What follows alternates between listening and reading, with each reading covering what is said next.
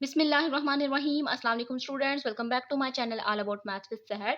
आज की video class 7 के लिए है। चैप्टर 5 है एक्सपोनेंट यानी कि पावर नोटेशन और एक्सरसाइज 5 है। क्वेश्चन हम इसका 7 स्टार्ट करने लगे हैं। अगर आपको इसके रिमेनिंग क्वेश्चन चाहिए तो डिस्क्रिप्शन में मैंने इसकी प्लेलिस्ट का इसी चैप्टर की प्लेलिस्ट का लिंक ऐड कर दिया है। सारे क्वेश्चन आपको वन बाय वन वहीं पे मिल जाएंगे। अब सिंपलीफाई करना है हमने, सिंपलीफाई द फॉलोइंग। अब यहाँ पे हमारे पास जो भी गिवन डाटा है यानी कि जो भी वैल्यू मौजूद है, हम क्या करेंगे, सबसे पहले उसे एज अ सोल्यूशन लिख लेंगे।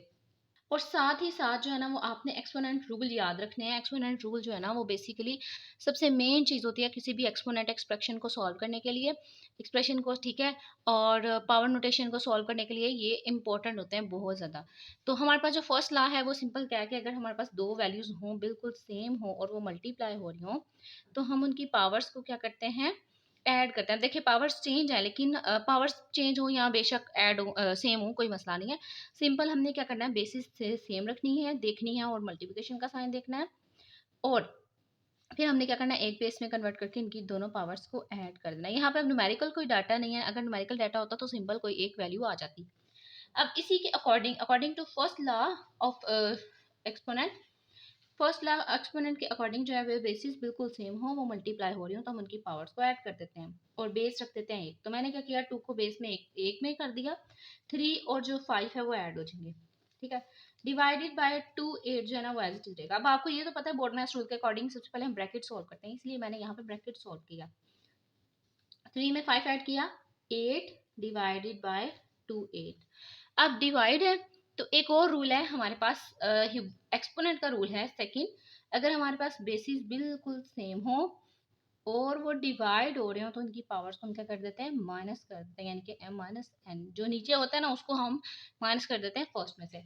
तो यहाँ पे भी हम according to second law of exponent, अगर बेसिस बिल्कुल सेम हो, डिवाइड हो रही हो वो, तो हम क्या करते हैं, एक बेस रखते हैं और उनकी जो भी पावर्स मौजूद होती हैं उन्हें माइनस कर देते हैं। 8 में से 8 निकाला, 0 आ गया। अच्छा, यहाँ पे एक और एक्सपोनेंट रूल है कि जब हमारे पास ये सारे रूल्स ना आपने याद रखने हैं अच्छे तरीके से, जो भी मैं यहाँ पे मेंशन कर रही हूँ। अगर हमारे पास कोई भी वैल्यू, कोई भी बेस हो, उसके ऊपर 0 आ जाए, तो वो सारे का सारा जो है ना वो 1 हो जाता है, ठीक है। इसी तरीके से यही रूल अप्लाई करते हुए अकॉर्डिंग टू एक्सपोनेंट रूल, अगर हमारे पास नीचे कुछ भी हो और ऊपर पावर में यानी कि एक्सपोनेंट में 0 आ जाए, तो वो सारे का सारा हो जाता है 1। तो हमने जो है वो रूल भी समझ लिए और साथ साथ जो है ना वो हमारा क्वेश्चन भी पूरा हो गया। अब हमारे पास जो सेकंड पार्ट है, सबसे पहले हम क्या करते हैं, उसे एज अ सोल्यूशन लिख लेते हैं। यहाँ पे भी हमारे पास ना सारे अप्लाई ही एक्सपोनेंट लॉज होंगे। वही रूल जो हमने नेक्स्ट में पढ़े हैं, फर्स्ट में पढ़े हैं, वही हम इसमें भी यूज करेंगे। अब देखा जाए तो बेसिस सेम है, यानी कि 1/3 1/3 बेसिस बिल्कुल सेम है। अकॉर्डिंग टू एक्सपोनेंशियल रूल, यानी कि जो सेकंड लॉ है उसके अकॉर्डिंग बेसिस सेम हो और वो डिवाइड हो रहे हो, तो हम उनकी पावर्स को ऐड कर देते हैं, सॉरी उनकी पावर्स को हम क्या कर देते हैं, माइनस कर देते हैं।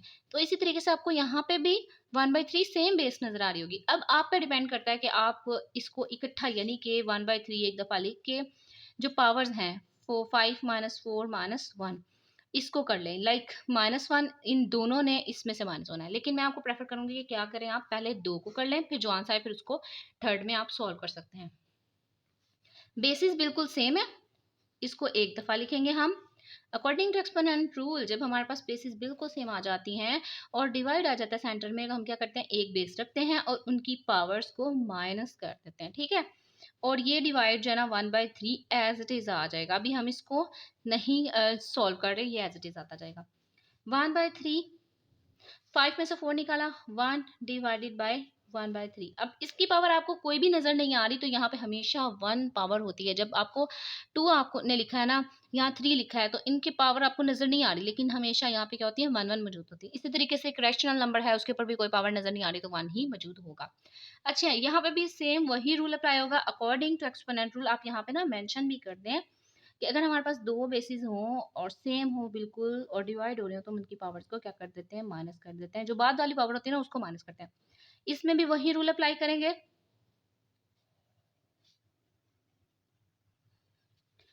तो हमने क्या करना है, यहाँ पे बेसिस बिल्कुल सेम है तो उसको एक दफा लिखेंगे, डिवाइड हो रहे हैं तो उनकी पावर्स को माइनस कर देंगे। 1 पहले से ही था और दूसरा जो है वो 1 आ जाएगा। तो 1 में से 1 निकाला, 0 आ गया, 1/3 और 0 आ गया। अब फिर से यहाँ पे एक और रूल अप्लाई होगा कि जब हमारे पास बेस कोई भी हो और उसके पर पावर में 0 हो तो हम उस सारी वैल्यू को 1 कर देते हैं, यानी कि इस सारी की जगह आ जाता है 1। तो ये हमारे पास आंसर आ गया।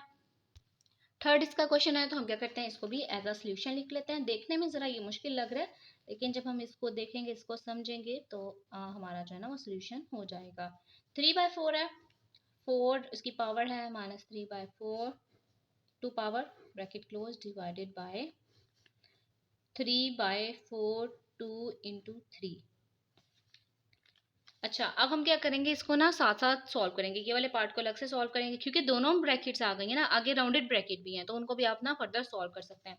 अब अगर देखा जाए तो फर्स्ट ब्रैकेट के अंदर हमारे पास -3/4, फर्स्ट में भी -3/4 है, सेकंड में भी -3/4 है। तो अकॉर्डिंग टू एक्सपोनेंट रूल जब हमारे पास बेसिस बिल्कुल सेम हो और वो मल्टीप्लाई हो रही हो तो हम उनकी पावर्स को क्या कर देते हैं, एक बेस करके ना ऐड कर देते हैं। तो देखें यहाँ पे फर्स्ट बेस भी सेम है, सेकंड बेस भी सेम है, वो मल्टीप्लाई हो रहे हैं। तो हम क्या करेंगे, एक बेस रखेंगे और एक्सपोनेंट रूल के अकॉर्डिंग इनकी पावर्स को ऐड कर देंगे, ब्रैकेट क्लोज। अब ये दोनों जो बेसिस थी वो क्लोज हो गई एक बेस में, ठीक है, डिवाइडेड बाय। अब इसको देख लेते हैं, यहाँ पे हमारे पास एक और रूल अप्लाई होगा कि जब हमारे पास ऐसी वैल्यू आ जाती है कि जिसकी अंदर भी पावर कुछ मौजूद हो और ब्रैकेट के बाहर भी, एक बेस एक ही है और पावर एक अंदर है एक बाहर है, तो हम क्या करते हैं, पावर बेस लिखते हैं और उनकी जो पावर्स होती है ना उनको आपस में मल्टीप्लाई कर देते हैं। सिर्फ ये एक सिचुएशन है जिसमें हम इनकी पावर्स को मल्टीप्लाई करते हैं, जब हमारे पास एक अंदर पावर और एक बाहर हो। अब एक अंदर है एक बाहर है, तो हम क्या करेंगे, उन दोनों पावर्स को मल्टीप्लाई कर देंगे, 2 × 3 और ब्रैकेट क्लोज। ये 3 को मैंने ना अंदर ले ली और यहाँ पे मल्टीप्लिकेशन कर दी। तो नेक्स्ट में हम इसको सॉल्व करते हैं। इस स्क्वायर ब्रैकेट को मैं खत्म कर रही हूँ और बाकी जो इसकी वैल्यू है ना वो लिख रही हूँ। 4 में 2 ऐड किया 6 डिवाइडेड बाय 3/4, 2 3 जा 6। अच्छा, यहाँ पे अब क्या मसला है, हमारे पास बेसिस तो बिल्कुल सेम है लेकिन किसका मसला है, सिर्फ और सिर्फ नेगेटिव का मसला है। तो यहाँ पे हम ना नेगेटिव को भी सॉल्व कर लेते हैं। नेगेटिव को मैं क्या करने लगी हूँ, जब हमारे पास बेस में पावर, जो पावर हमारे पास है ना वो इवन नंबर हो तो ये अंदर का जो नेगेटिव साइन है वो खत्म हो जाता है। मैं क्या करने लगी हूँ, इस माइनस को ना बाहर निकालने लगी हूँ, लाइक -3/4 और ये जो 2 है ये मैं देने लगी हूँ होल में। ये थोड़ा सा काम आपको समझना पड़ेगा, इसके अलावा आपका जो ना वो फिर काम नहीं होगा। अब मैंने क्या किया, सिंपल, आप चाहे ना आप डायरेक्टली इसको सॉल्व कर लें, मैंने आपको एक थोड़ा सा लॉजिकल वे में बता दिया कि मैंने माइनस को बाहर निकाल दिया 3/4 ऐसी, और ये जो पावर है ये दोनों की इकट्ठी कर दी, ठीक है। या तो आप इसको सॉल्व करके डायरेक्टली ये स्टेप कर लें, माइनस माइनस जो है ना एक दफा है, अंदर माइनस है बाहर इवन नंबर है, तो जब भी हमारे पास पावर में इवन वैल्यू आ जाती है और अंदर नेगेटिव साइन आ जाता है तो ये जो माइनस होता है ना ये खत्म हो जाता है और प्लस में चेंज हो जाता है, ठीक है। आप चाहें तो ये वाला जो स्टेप है ये आप ऑप्शनल रख लें। हमारे पास आ गया 3/4, ये 2 जब इससे सॉल्व हुआ तो प्लस आ गया, अब ये 2 जो है ना इसका होल में चला गया, यानी कि जो अंदर वाली बेस थी। 3/4/6 अकॉर्डिंग टू एक्सपोनेंट रूल अगर हमारे पास बेसिस सेम हो और वो डिवाइड हो रही हो तो हम क्या करते हैं, उनकी पावर्स को माइनस कर देते हैं। सेम इस पे भी यही अप्लाई होगा रूल। अब बेसिस देखें बिल्कुल सेम है, 3/4 डिवाइड हो रही है तो हम क्या करेंगे, इनकी पावर्स को माइनस कर देंगे।